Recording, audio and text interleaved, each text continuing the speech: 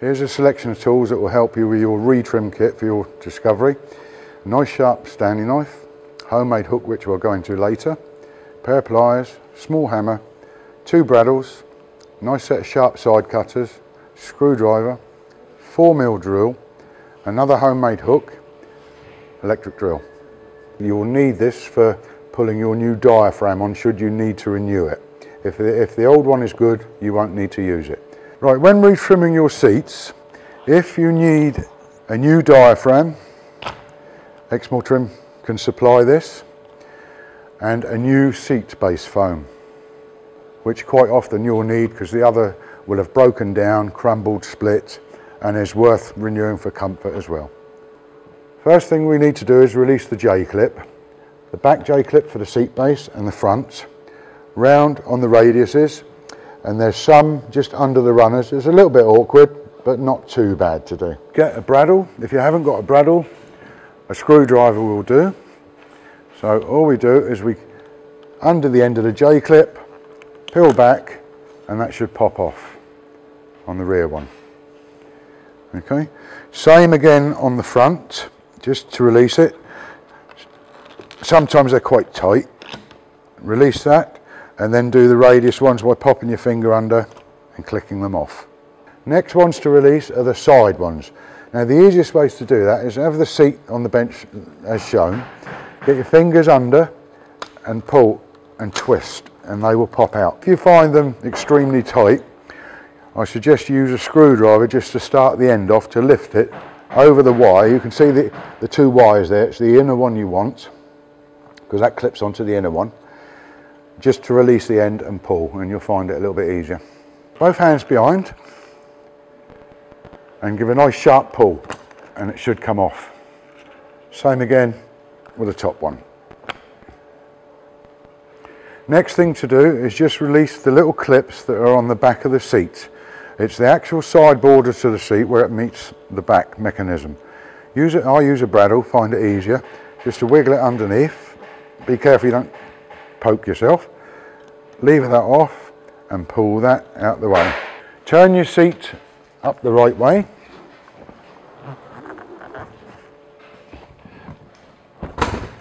And remove the whole base, cover and foam.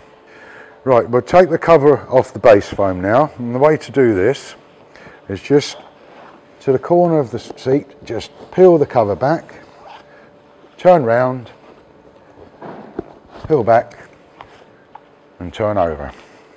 So just lift the plastic, push the foam away with your fingers and turn on end. We do the same on all 3. Do the side ones first. Right, here we have a replacement Exmore Trim seat base foam. You'll notice that these are not bonded on the edges here, and I'll show you why in a minute. All the way around, and the same on the front. Okay. Right, turn him over. Now we're going to put the new cover on our new base foam. Turn your cover inside out so that we can get at the new retaining clips. Okay, 2 sides, 1 front. Get hold of your strip, move the cover up so that the stitch line is roughly where the split is, because we don't want to pull too much. Turn it on its side and feed it in. Just carefully do that. Feed it through. That's it. Turn the whole complete thing over so we can get at the plastic strip. Peel that part back. Fingers under the edge of the strip and just lift over the edge of the foam. That's now held in place, and that will sit under that one. We do the same again on both sides. The reason we put a little bit of silicone on is it just helps the cover slide over. You slide over the edge, go to the opposite corner, front, taking care you get this salvage so it sits nice, so it doesn't look all puckered when the cover's on. Over, just roll it over, don't try and pull it over, you'll rip the material. Into place, there we are, on that. Come back and finish the other side now. Right, next thing we're going to do is release the back cover. So to do this, there's plastic clips underneath. So I use bladed screwdriver just to pop them out. We won't use these again, so you don't have to save them. Okay, pull them out the way, and there. On the back of the seat, there's a piece of J-clip that's hidden inside by the back cover. So you've released your back cover, you want to release the bottom piece, J-clip. Again, using your bradawl, just lift it off and pop it up. Tuck this bit through to the front that you've just released, the back piece, and then start easing your cover off both sides. You can see how much we've gone up there, up to the handle there. So again, over to there. You'll have to do the cover in stages, because once you've done a small piece, we'll have to release some hog rings, which if you put it on its back now, the first row are there. And there's a wire that runs through the cover and a wire that's bonded in the foam. So we need to cut these hog rings off. So just snip through them. Okay, when you cut the hog rings off the wire and it pings off in all directions, make sure you take all the little bits out, because you don't want these poking through your new cover. Now we can peel the cover up a little bit more, taking care on the side to lift that over that handle. Okay, and there's a set of hog rings on the back. Again, there's the front. Cut the hog rings off. Little tags here. If you just pull, they'll just come off, and they're normally fixed to the frame. We don't need these, we don't use them. Same both sides, and they're off. And pull the cover up a little bit more now. Right, on your seat back, you will see one either side, two bungee cords. These are held with the hooks on two little clips down the bottom. Release these by pulling them out the hook and leaving that there. You'll need these for the new covers. Same on this side. Release the bungee cord, pull it down. We can now pull the cover up slightly further.